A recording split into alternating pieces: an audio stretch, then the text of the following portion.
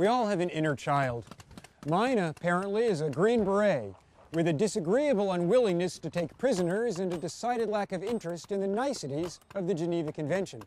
My inner child makes the Hulk look like Miss Manners. I had this revelation earlier this month when I was spending the day with my church's teenage youth group.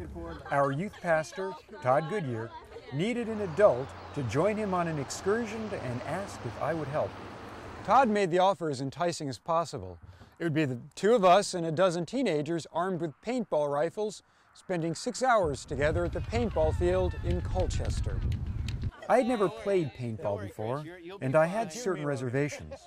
On the one hand, I felt a distinct, politically correct squeamishness. You know, I'm a pretty mild-mannered guy, and I was a little troubled by the notion of a game in which two groups of people run around with automatic weapons, trying to blast each other from the playing field with marble-sized pellets of paint.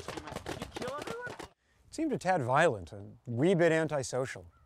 On the other hand, it seemed to belittle the actual work of real soldiers, those women and men in harm's way in a variety of legitimately dangerous places around the world.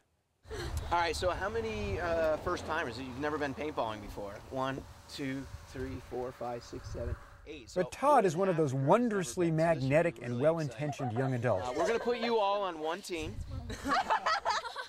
He's only 32 himself, who is an excellent role model for our teens.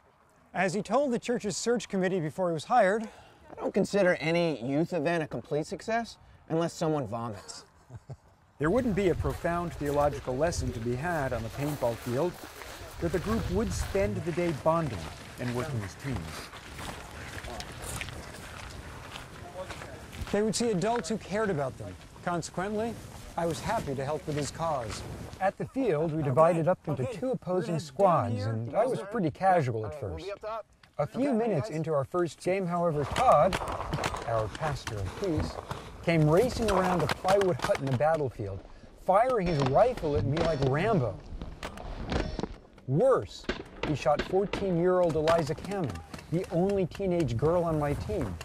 I felt at once a captain's and a father's protectiveness.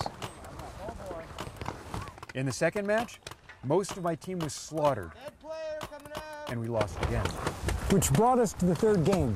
I was pretty hot and sweaty and tired by now, but I learned 3 things. High ground is good, you have to keep low, and you can't be too aggressive.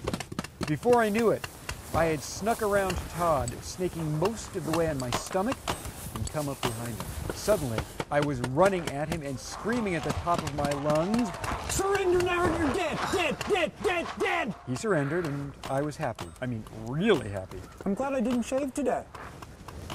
We played another half-dozen games that afternoon, and by the time we left, we were all covered in mud and grime and smeared paint. Arguably, the day might not have been a complete success because no one vomited. But the teens had a good time. I had a great one. Still, I think for our next outing, I'm going to suggest we do something with crayons and puppets. Maybe, along with that Green Beret, I have inside me a kindergarten teacher.